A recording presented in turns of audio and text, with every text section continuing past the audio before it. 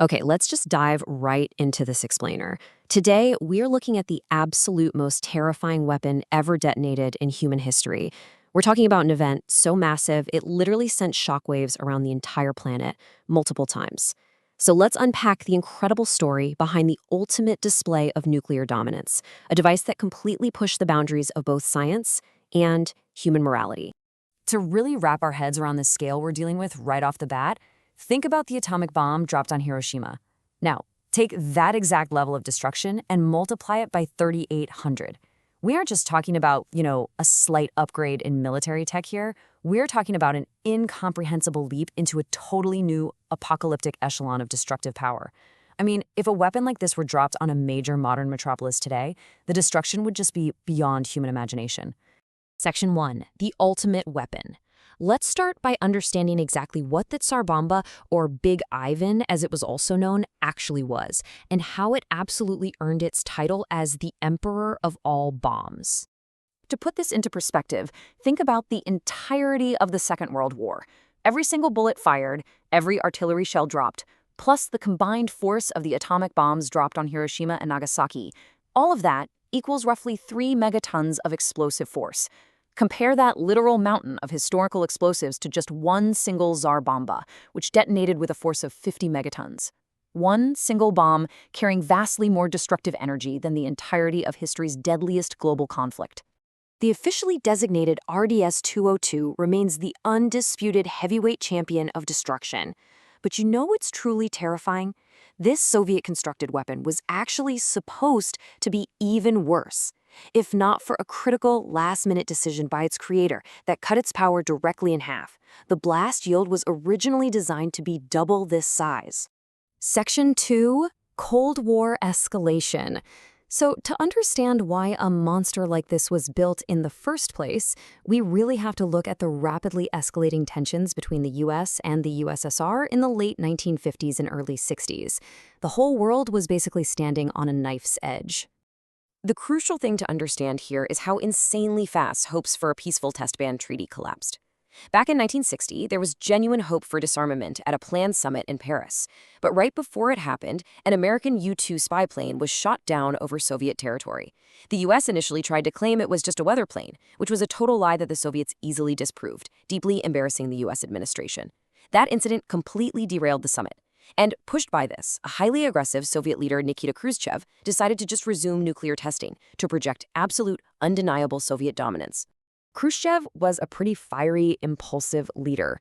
He had actually already made this incredibly aggressive declaration to the West, famously stating, "We will bury you." On top of that, when John F. Kennedy was elected as the new U.S. president in 1961, Khrushchev viewed him as young, inexperienced, and frankly weak. Khrushchev was absolutely determined to back up his infamous quote through an unparalleled show of raw, terrifying power. Section 3. Sakharov's Dilemma. Now, the creation of this bomb wasn't just some dry political story. It was a deeply personal moral crisis for its lead creator, a guy who found himself caught right between his duty to his country and his duty to humanity. Enter Andrei Sakharov. He was a brilliant physicist who had developed the Soviet H-bomb without any American assistance whatsoever, which earned him the title of the father of the Soviet hydrogen bomb. But as this arms race kept escalating, Sakharov was growing deeply, deeply troubled by the human cost of these weapons. I mean, he understood the hard science of radioactive fallout better than anyone alive. So you end up with this really stark contrast between political ambition and mathematical reality. Khrushchev demanded a 100 megaton bomb to just hang like a sword over the heads of the Americans. But Sakharov ran the numbers. He calculated that a 100 megaton test would release so much radioactive fallout into the atmosphere that it would cause an estimated 600,000 future deaths globally from cancer and genetic diseases. He took this terrifying warning straight to Khrushchev, who basically just angrily dismissed him, telling Sakharov to stick to the science and leave the politics to him. Section 4. Building the monster. Let's look at the actual construction phase. Because Sakharov, despite all of his vocal objections, was put in charge, and his team faced an impossibly tight deadline.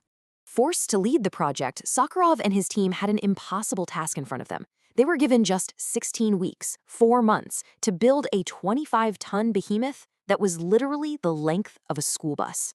Because of this insane time crunch that couldn't even run proper preliminary tests, they had to rely solely on mathematical estimates to construct a weapon of unprecedented complexity.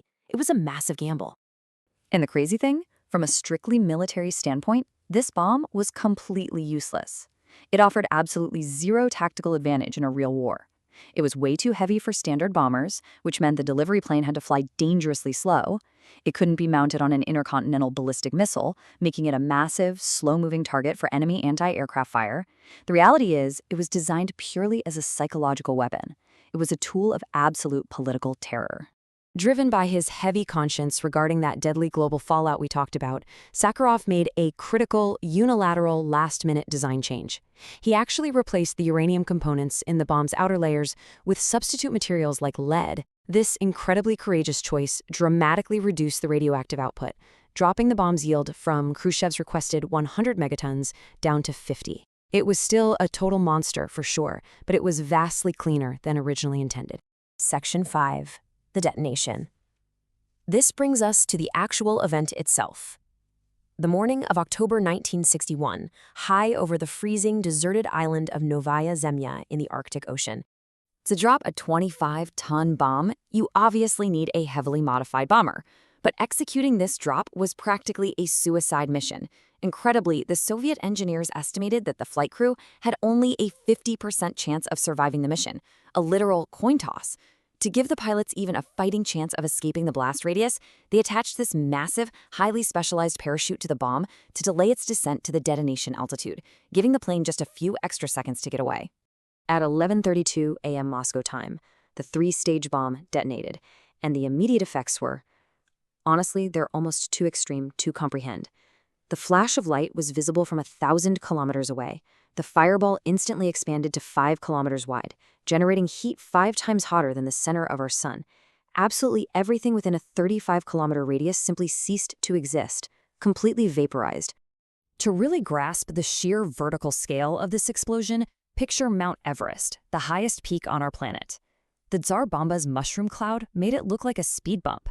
The blast thrust material 64 kilometers into the atmosphere.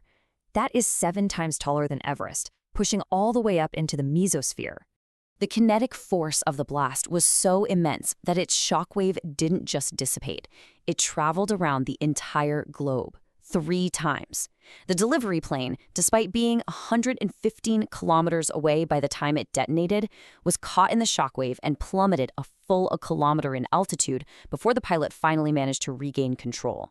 Even 1,000 kilometers away from ground zero, wooden houses collapsed and windows were shattered as far away as Finland. Section 6. The global aftermath. The physical blast was over, but the ripples of this single event would permanently alter the course of the Cold War and the lives of everybody involved. While the barren landscape of Novaya Zemlya meant there were no immediate casualties from the blast itself, the aftermath was still terribly grim. Had this been dropped on a dense city like New York, even the concrete infrastructure would have literally turned to vapor. But even out there in the remote Arctic, radioactive fallout circulated the globe, permanently contaminating glaciers. And tragically, the lingering radiation caused terrible, lasting suffering for local indigenous communities in the broader region, leading to severe health issues and birth defects. But, there was a sliver of light to eventually come from all this darkness. The sheer, undeniable horror of the Tsar Bomba test sparked massive global outrage. It acted as a huge wake-up call, leading directly to the 1963 Atmospheric Test Ban Treaty, signed by the US and USSR to finally stop above-ground testing. Plus, it completely transformed Andrei Sakharov. The very creator of the bomb became a fierce, outspoken anti-nuclear and human rights activist. It was a total pivot that eventually earned him the Nobel Peace Prize in 1975. Yet, as utterly terrifying as the Tsar Bomba was, the madness of the arms race almost didn't stop there. Recently declassified information reveals that American scientist Edward Teller had actually conceptualized a theoretical device yielding 10,000 megatons. That is over 67,000 times the power of the Hiroshima bomb. Thankfully, mercifully, this literal civilization-ending concept never made it off the chalkboard. So, as we wrap up this explainer, I want to leave you with this final provocative thought. If a 50-megaton weapon capable of vaporizing a 35-kilometer radius and shattering windows in entirely different countries was built strictly as a political prop, how close did we truly come to engineering our own extinction during the Cold War? It's a really stark reminder of the fragile line between scientific achievement and human survival. Thanks so much for joining me on this deep dive. Keep questioning, keep learning, and I'll catch you on the next explainer.